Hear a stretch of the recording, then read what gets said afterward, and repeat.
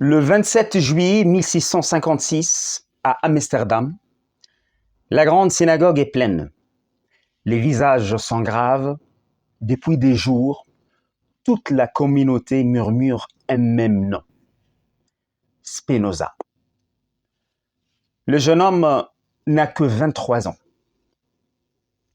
Fils d'un marchand respecté, élève brillant de l'école Talmud de Torah, rien ne le destinait à une telle chute. Et pourtant, avant d'être condamné, il a été longuement interrogé, discuté, supplié. Ses maîtres eux-mêmes tentent de le ramener, car déjà ses idées inquiètent. Il remet en cause l'immortalité de l'âme, critique la conception d'un Dieu personnel et défend une lecture libre des Écritures. On ne cherche pas encore à le punir. On veut le sauver. On lui demande de peu, au fond, qu'il fasse semblant, qu'il continue de fréquenter la synagogue, qu'il donne une apparence de fidélité. Et dans un dernier geste presque désespéré, on lui propose même une somme d'argent, une rente pour acheter son silence. Spinoza refuse, pas par orgueil, mais par exigence, car il ne cherche pas à paraître dans le vrai, il cherche à être dans le vrai. Alors, il faut employer les grands moyens. Le silence se fait et la sentence est prononcée. Par le décret des anges et le jugement des saints, nous excommunions, expulsions, maudissons Baruch Spinoza. Qu'il soit maudit le jour, qu'il soit maudit la nuit, qu'il soit maudit quand il se couche et qu'il soit maudit quand il se lève. Que personne ne communique avec lui, ni oralement, ni par écrit. Ce n'est pas une simple exclusion, c'est une disparition. Un homme vivant, retranché du monde des hommes. Le RM fait de lui un absent. Plus de paroles, plus d'échanges, plus de communauté. Et cette sentence fait rarissime, ne sera jamais levée. 3 siècles ont passé et rien ne l'a effacé. Et même cela ne suffit pas. Un jour, un fanatique tente de le poignarder.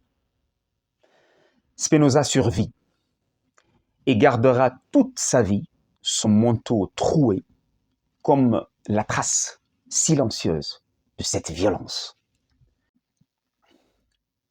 Mais derrière le philosophe, il y a aussi un homme qui a aimé. Il aurait aimé Clara Maria van den Enden. Mais cet amour se brise sur une condition, se convertir au catholicisme. Il refuse.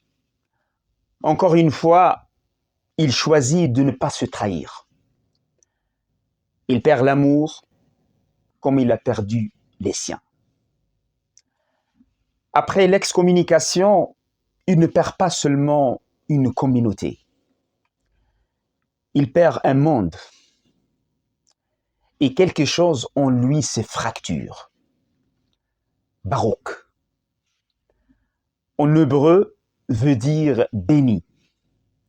Un prénom chargé d'histoire, de mémoire. Mais désormais, ce monde lui est fermé. Alors, Baruch devient Benedictus. même sens, mais plus la même langue. Le mot demeure, mais l'univers bascule. Ce n'est pas un reniement, c'est une déchirure. Entre ses origines et sa pensée, entre l'héritage et la vérité. Spinoza ne renie pas, il traverse seul. Désormais, il vivra modestement, il polit des lentilles, travail minutieux, presque invisible, comme sa pensée. Mais dans le silence de cet atelier, il construit une œuvre immense. Car la pensée de Spinoza ne disparaît pas avec lui. Elle se propage lentement, invisiblement. Comme ces lentilles qu'il polissait, elle affine le regard de ceux qui viendront après. Hegel y reconnaîtra une étape nécessaire de la pensée. Karl Marx y trouvera une manière de penser les rapports réels sans illusion. Nietzsche y verra un précurseur comme une voix ancienne déjà libérée des illusions morales. Gilles Deleuze y puisera une philosophie de la puissance et de la vie. Et bien au-delà de la philosophie, Albert Einstein reconnaîtra dans sa pensée l'expression la plus pure de l'ordre du monde, affirmant croire au Dieu de Spinoza qui se révèle dans l'harmonie ordonnée de ce qui existe. Ainsi, celui que l'on avait condamné au silence devient, paradoxalement, l'un de ceux qui auront le plus parlé au monde.